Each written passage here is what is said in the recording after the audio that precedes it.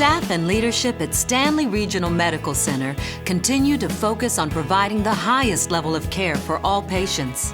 As part of this focus, a no-pass zone is being implemented as a house-wide safety initiative.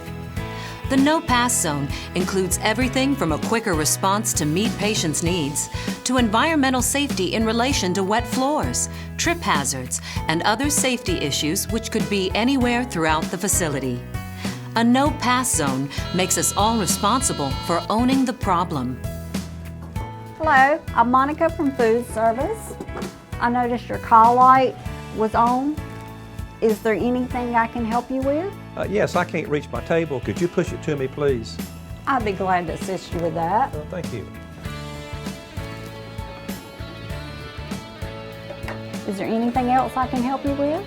Yes, ma'am, I really need to go to the bathroom. I'll get a nurse and staff to help you with that. Thank you very much. You're welcome.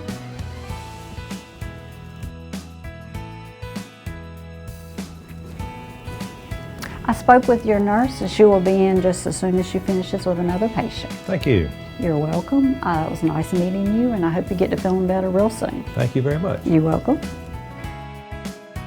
Unanswered call lights are solid white, indicating the patient's call light has not been answered. If you are the closest staff member to a room with a white call light on, do not pass by. Do a courtesy knock and see if you can assist the patient. If you are able to take care of the patient's needs, turn off the call light by pressing this button. After answering any call light, tell the nurse what the patient needed and how you assisted them. If the patient's nurse is not visible in the hallway, speak with the charge nurse at the nurse's station. Infection control signs are posted if you should not enter a patient's room. They indicate specific precautions are necessary to protect the patient or staff.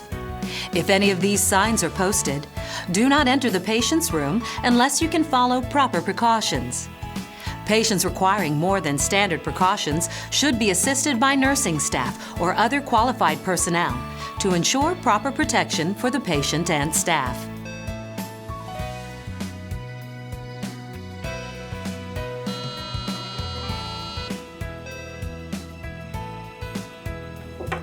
Hello, I'm Al Taylor. I'm the CEO of the hospital. I just saw that your light was on. Is there anything I can do for you? Yes, my dad's IV has been beeping and we need the nurse to come and reset it. Okay, I'll be right back. I'll go find the nurse and then I'll come back and let you know what's going on, okay? Thank you.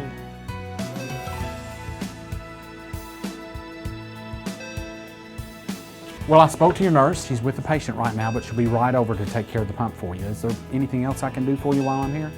My dad does need some ice chips, but we can wait on the nurse. Oh, that's okay. I'll go get some. I'll be right back, okay? All right, thank you. Hello. Good morning. I was down at room 377 and they wanted a cup of ice. Is it okay for me to get that for them? Wait a moment and I'll see. 377. Yes, that would be great. Thank Okay. you. You bet.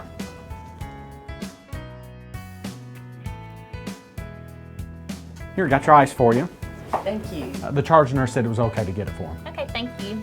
Well, I hope you guys have a nice day. Thank you very much. If the patient is requesting food or water, always check with the nurse first. If you are unable to locate the patient's nurse in the hallway, ask the nurse or secretary at the nurse's station. If they tell you they cannot have anything, ask the nurse what you should tell the patient or family, and they will give you a proper response for follow-up. An NPO sign clues you in immediately that the patient cannot have any food or drink. If no sign is posted, still check with a nurse due to possible dietary restrictions. If you enter a patient's room and they ask you to raise or lower the head of their bed, you can assist them. Simply press this button to raise the head of the bed, or press this button to lower the head of the bed. All staff can assist a patient by raising or lowering the head of a patient's bed, unless a sign is posted over the bed stating it should not be touched. A sign is always posted if the angle of the patient's bed should not be moved. Never leave a patient unattended when the height of the bed has been raised. A raised bed puts a patient at risk of injury. Beds should always be in the lowest position when leaving the room. At Stanley Regional, we expect staff members to do everything possible to keep patients safe. When patients are sick, they can often be at a higher risk of falling due to medication, general weakness or injury, and even due to necessary medical equipment such as the use of IV pumps.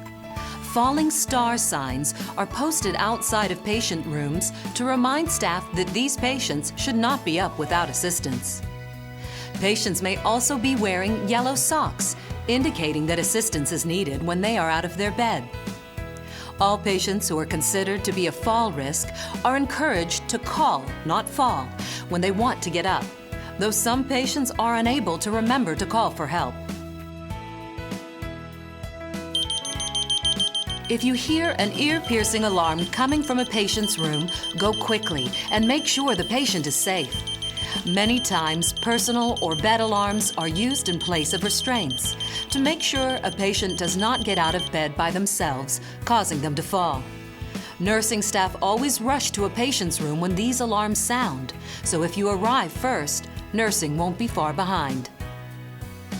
Oftentimes, these alarms sound accidentally when the patient moves in bed. If this happens, you can simply reset a personal alarm by reattaching the magnetic circle to the personal alarm box. Bed alarms are reset on the outside of the bed rail by sliding the alarm button off, then back on. Anytime alarms are reset by a non-nursing staff member, please inform the nurse so they can check to make sure everything is working properly. If you're in the emergency department and the call light is going off for a patient in blue paper scrubs, do not enter the room. Nursing will assist the patient, and a security guard will be keeping a close watch as well. Behavioral health patients in the emergency department who are here involuntarily typically wear the blue paper scrubs. These should not be confused with a blue bunny suit worn by staff for infection control purposes during certain procedures or tasks. If you see anyone in blue paper scrubs outside of the emergency department or ED waiting area without an escort, do not approach them, but keep visual contact from a safe distance. Then, notify security by sending another employee to call for help while you keep an eye on them. If you see a patient outside of the hospital building, please stop and ask if they need assistance. Find out what unit they belong on and offer to escort them back. A key phrase you can use would be, "Let me walk with you back to your unit so I can make sure you get there safely." If the patient refuses, be polite and keep visual contact on the patient while informing security or the unit from which the patient is from of their location. The No Pass Zone ensures that every staff member takes responsibility in meeting the needs of our visitors, as well as providing a safe environment for everyone on campus.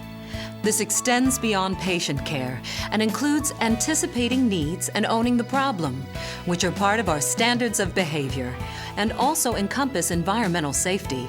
The educational clips that follow show examples of how all staff can positively affect and protect our patients, visitors, and workforce.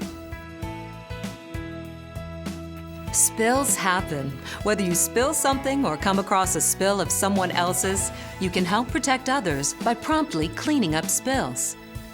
If the spill is too large to clean up with a paper towel, find a wet floor sign to place over the spill and call environmental services. When possible, place towels on or around large spills to help contain the spill. If another employee is nearby, one person should stay at the spill to keep anyone from falling until a wet floor sign has been posted. The safety of our patients, visitors, and entire workforce is of utmost importance. Report any trip hazards to maintenance immediately. If you enter a patient's room and notice an overflowing trash can or soiled linen bag, be a team player and remove this from the patient's room. Wear gloves and keep the soiled bags away from your clothing. Soiled utility rooms are located near all nurses' stations. Remember, no passing by a lost visitor. If you see someone reading directional signs or who appears lost, ask if you can help them. If they need directions, exceed their expectations by walking them where they need to go. Creating a no-pass zone involves everyone. The clinical staff, the non-clinical staff. Never pass by somebody that's in need. Your participation in the no-pass zone begins right now.